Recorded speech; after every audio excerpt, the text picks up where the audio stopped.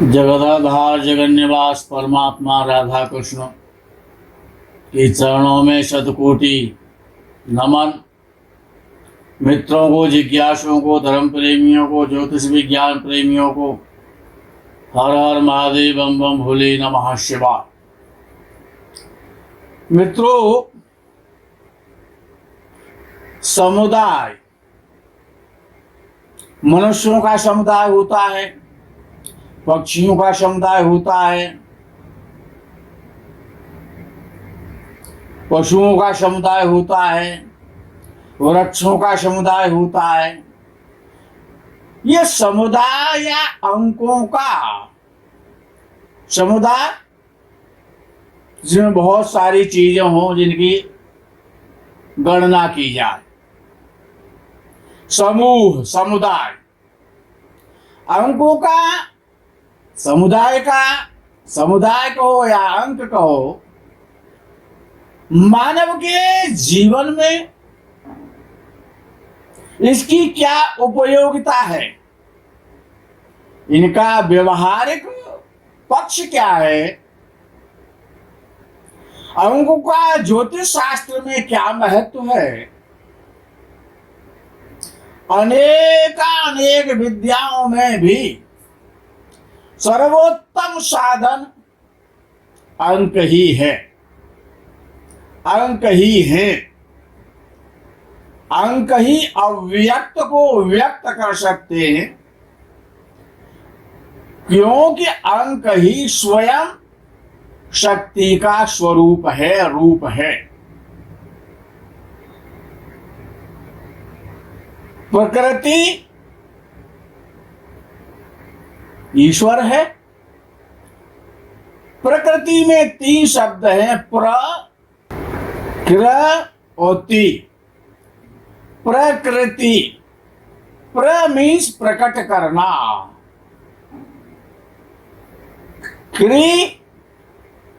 क्रिया करना, ति तिरोधान या अव्यक्त कर देना।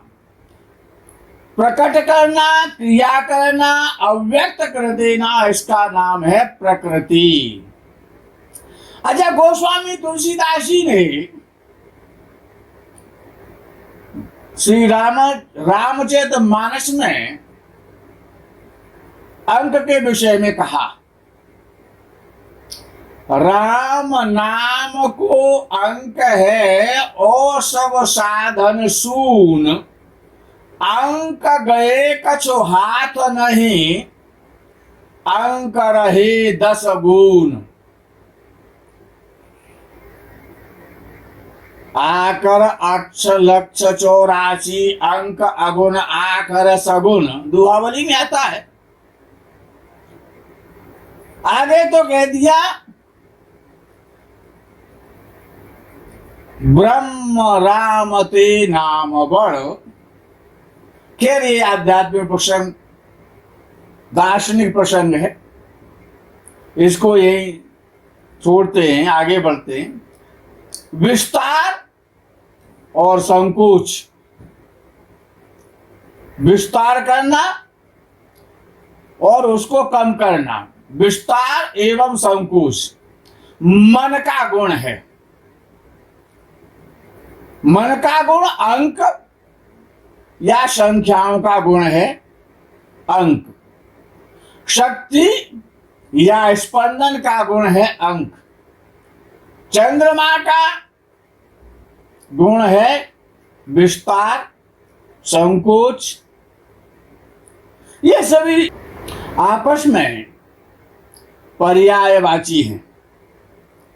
प्रसार के लिए, विस्तार के लिए, वृद्धि के लिए जोड़, योग या गुणा का सहयोग लिया जाता है, और संकोच के लिए, घटाने के लिए, कम करने के लिए ऋण और भाग का सहयोग लिया जाता है। माइनस और डिवाइडेशन का सहयोग लिया जाता है।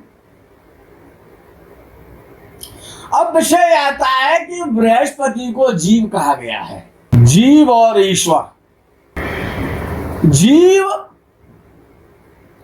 और ईश्वर का जब मिलन हो जाता है तो पूर्णांक हो जाता है 9, और 9 को जब हम बढ़ाते हैं तो 9 में मल्टीप्लाई करेंगे। 9 एकम 9, 9 और 1 10, यानी मकर राशि हो गई। 9 एकम 9, 9 और 1 को जोड़ दिया तो मकर राशि हो गई। और 9 दूनी 18, 18 में 1 है और 8 है तो मेष राशि और वृश्चिक राशि। और 9 तिया 27 तो वृषभ राशि। ये 27 में 2 पहले है और 7 बाद में है तो वृषभ राशि और तुला राशि दोनों ही शुक्र की राशियां हैं। और 9 चौक 36, 3 और 6 हैं 36 में तो मिथुन राशि और कन्या राशि दोनों ही बुध की राशियां हैं। और 9 पंजे 45 तो 4 और 5 यानी कर्क राशि और सिंह राशि। एक चंद्रमा की राशि है और दूसरी सूर्य की राशि है। अंकों के आधार पर ही ज्योतिष शास्त्र में राशियों के गुण, स्वभाव, तत्व आदि का विचार किया जाता है और राशियों को भी अंकों में ही लिखा जाता है। अंक और ज्योतिष शास्त्र का, राशि का और ग्रहों का आपस में बहुत गहरा संबंध है। खैर, हम अंक शास्त्र के विद्वान नहीं है, कुछ ऐसा मन आया कि आपको कुछ मिल जाए। अब विषय आता है कि प्रत्येक ग्रह अपने मूल त्रिकोण राशि से पंचम, द्वादश, द्वितीय और चतुर्थ, अष्टम और नवम राशियों के स्वामी को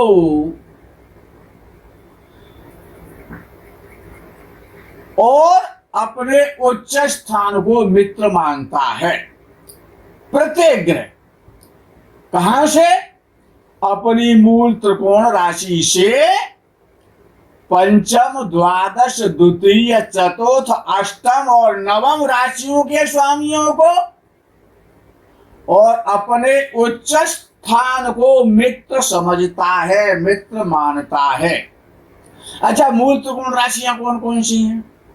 सूर्य की तो सिंह राशि है मूल त्रिकोण राशि, शुक्र की वृषभ राशि है मूल त्रिकोण राशि, मंगल की मेष राशि है मूल त्रिकोण राशि, बुध की कन्या है मूल त्रिकोण राशि, बृहस्पति की धनु है मूल त्रिकोण राशि, शुक्र की तुला है मूल त्रिकोण राशि, और शनि की कुंभ है मूल त्रिकोण राशि, और राहु की मिथुन है मूल त्रिकोण राशि, और केतु की धनु है मूल त्रिकोण राशि। तात्कालिक मैत्री के लिए, अच्छा ये जो मित्रता है ना, अच्छा बिना मित्रता के तो ग्रह भी नहीं है और संसार भी नहीं है। संसार में भी मित्रता शत्रुता देखी जाती है और ग्रहों में भी मित्रता शत्रुता देखी जाती है।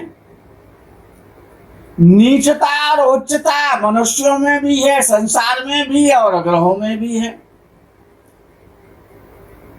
तो एक होती है नैसर्गिक मैत्री, जिसको कहते हैं प्राकृतिक मैत्री।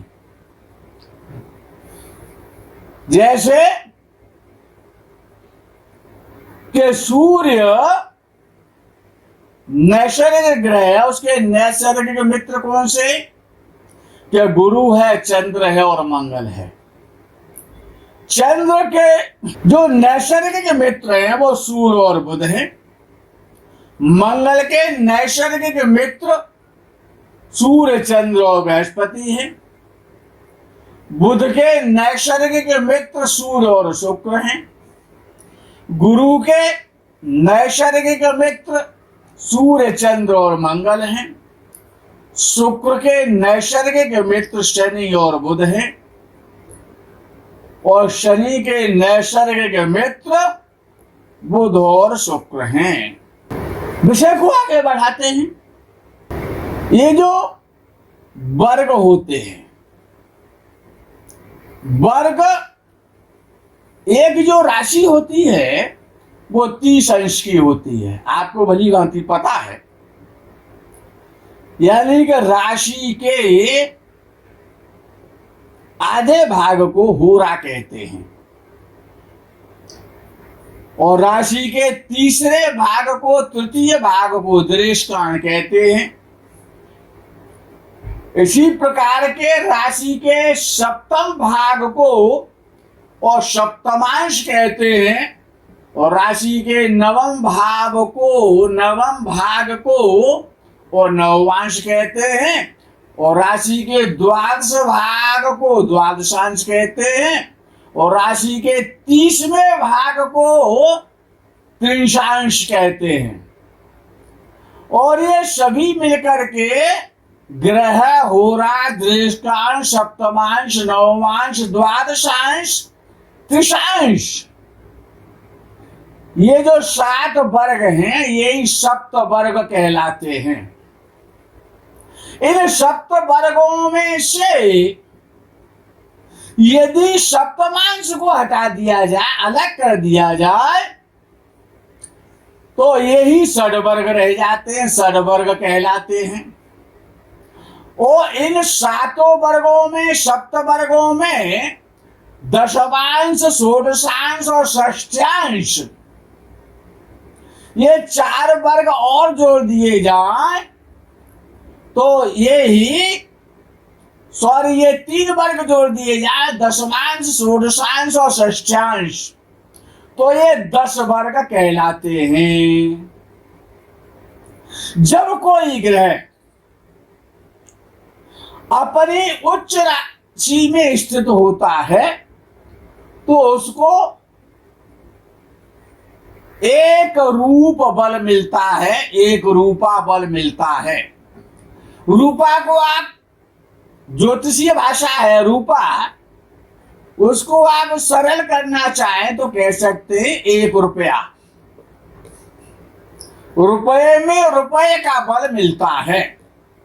कब मिलता है?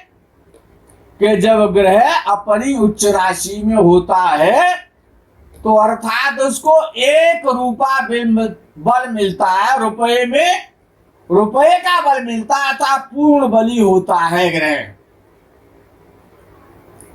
और जब ग्रह मूल त्रिकोण राशि में स्थित होता है तो उसी ग्रह का बल रुपये में 3/4 हो जाता है, 3/4 रूपा होता है। और वही ग्रह यदि अपनी स्वराशि में, स्वक्षेत्र में स्थित होता है तो उसी ग्रह का बल 50 पैसे का रह जाता है, 1/2 रूपा। और वही ग्रह अपने मित्र की राशि में जब स्थित होता है तो उसको 1/4 रूपा बल मिलता है। और वही ग्रह यदि अपने अधिमित्र की राशि में स्थित होता है तो उसे 3/4 रूपा बल मिलता है। यदि दुर्भाग्य से वही ग्रह यदि अपने शत्रु की राशि में जब स्थित होता है तो उसको 1/16 रूपा बल मिलता है। और वही ग्रह यदि अपने अधिशत्रु की राशि में स्थित होता है तो उसको 1/32 रूपा बल मिलता है। और वही ग्रह अपने समराशि में स्थित होता है तो उसको 1/8 रूपा बल मिलता है। अब विषय आता है कि वृषभ राशि में चंद्रमा उच्चगत भी होता है, उच्च राशि का भी होता है, मूल त्रिकोणी भी होता है। इसी तरीके से कन्या राशि में बुध स्वग्रही भी होता है, उच्च का भी होता है, मूल त्रिकोण का भी होता है। तब इन्हें मूल त्रिकोण माना जाएगा या स्वग्रही माना जाएगा, इसके लिए अंशों से आप जानेंगे, जो डिग्री होती है। तो वृषभ राशि के 3 अंशों में जब तक चंद्रमा रहता है 3 अंश तक, तब तक वो उच्च का कहलाता है वृषभ राशि में। और जब 3 अंशों को वो पार कर देता है वृषभ राशि में, जो बाकी के जो 27 अंश हैं उनमें वो मूल त्रिकोण राशि में कहलाता है। क्योंकि चंद्रमा की वृषभ राशि उच्च राशि भी है और मूल त्रिकोण राशि भी है, तो 3 अंश तक वो उच्च राशि में है और बाकी जो 27 अंश बचते हैं 3 अंश से आगे, उनमें वो मूल त्रिकोण राशि का कहलाता है। तो बल में कमी आ जाती है। होता क्या है कि चंद्रमा 20 अंश पर है, 18 अंश पर है, और तब भी हम ये कहते हैं कि चंद्रमा तो उच्च राशि का है। ये फल ऐसा क्यों नहीं दे रहा है? अरे फल तो वो तब दे कि आपको ये पता हो कि ये उच्च राशि में है कि मूल त्रिकोण राशि में है। अब विषय ये आता है कि मंगल मेष राशि में मूल त्रिकोण राशि का होता है और स्वग्र राशि का भी होता है। अब मंगल अगर मेष राशि के 12 अंश तक है तो फल बहुत अच्छा करेगा, क्योंकि वो मूल त्रिकोण राशि में कहलाएगा। मेष राशि में यदि मंगल 12 अंश तक है, 1 से लेके 12 अंश तक है, तो वो उसकी मूल त्रिकोण राशि है। और जब वो 12 अंश से आगे बढ़ जाएगा, 13 अंश पर होगा मेष राशि में, 18 अंश पर होगा, 20 अंश पर होगा, 22 अंश पर होगा, तो वो स्वराशि में कहलाएगा, स्वक्षेत्री कहलाएगा। इसी प्रकार से मित्रों बुध कन्या राशि में उच्च का होता है, लेकिन जब बुध कन्या राशि में हो यदि 15 अंश के अंदर अंदर है, यानी 15 अंश तक लास्ट है, तो वो उच्च का कहलाएगा। और जब वो 15 अंश से और 20 अंश के यदि मध्य में है कन्या राशि में बुध, तो उसका बल कम हो जाएगा और वो मूल त्रिकोण राशि में कहलाएगा। और वही बुध यदि 20 अंश से ऊपर चला जाएगा तो वो स्वराशि में कहलाएगा। 3 प्रकार का बल हो जाएगा एक ही ग्रह का अंशों के आधार पर। लेकिन देखने वाले क्या देखते हैं, उसके अंश देखना तो भूल गए, कह रहे हैं उच्च राशि का ऐसा क्यों नहीं कर रहा है। अरे वो तो केवल स्वराशि का बचा है, उसका बल तो 50% रह गया है, यानी कि वो 20 अंश को क्रॉस कर चुका है कन्या राशि में, तो स्वराशि का बचेगा। सूर्य गुरु शुक्र और शनि, सूर्य गुरु शुक्र और शनि, यानी कि सूर्य धनु राशि में हो, सूर्य सिंह राशि में हो, बृहस्पति धनु राशि में हो, शुक्र तुला राशि में हो और शनि कुंभ राशि में हो। लेकिन ये 20 अंश तक हो, क्योंकि ये इनकी मूल त्रिकोण राशियां हैं, तो ये मूल त्रिकोण राशि में कहलाएंगे। और 20 अंश से सूर्य गुरु और शुक्र और शनि यदि आगे निकल गए हैं तो वो स्वराशि में कहलाएंगे, उनका बल 50% रह जाएगा। मित्रों, ये जो बल का जो तारतम्य है, कोई भी ग्रह यदि किसी भी राशि में हो, यदि वो वक्री हो जाता है तो उसका फल बहुत ज्यादा बढ़ जाता है। उसकी जो फल देने की जो ताकत है वो बहुत ज्यादा हो जाती है। अब विषय आता है कि कोई भी ग्रह किसी वक्री ग्रह के साथ हो, कोई ग्रह वक्री है, अब 5 ग्रह ही वक्री होते हैं, छठवां और राहु केतु के विषय में तो कोई सोचना ही नहीं पड़ेगा, वो तो हमेशा वक्री ही चलते हैं, और सूर्य चंद्र कभी वक्री होते नहीं है। तो विषय आता है कि कोई भी ग्रह जब किसी वक्री ग्रह के साथ होता है तो उस वक्री ग्रह का जो फल है उसका आधा फल साथ में रहने वाले ग्रह को प्राप्त हो जाता है, और साथ में रहने वाला ग्रह मजबूत हो जाता है, उसका आधा बल और साथ में रहने वाले ग्रह को प्राप्त हो जाता है। मित्रों, इस विषय को आज यही विराम करते हैं, विश्राम करते हैं। तब तक आप इसका अध्ययन करें, श्रवण करें, मनन करें, चिंतन करें, ज्ञान की उपलब्धि करें। हर हर महादेव, बम बम भोले, नमः शिवाय। जय गौ माता दी।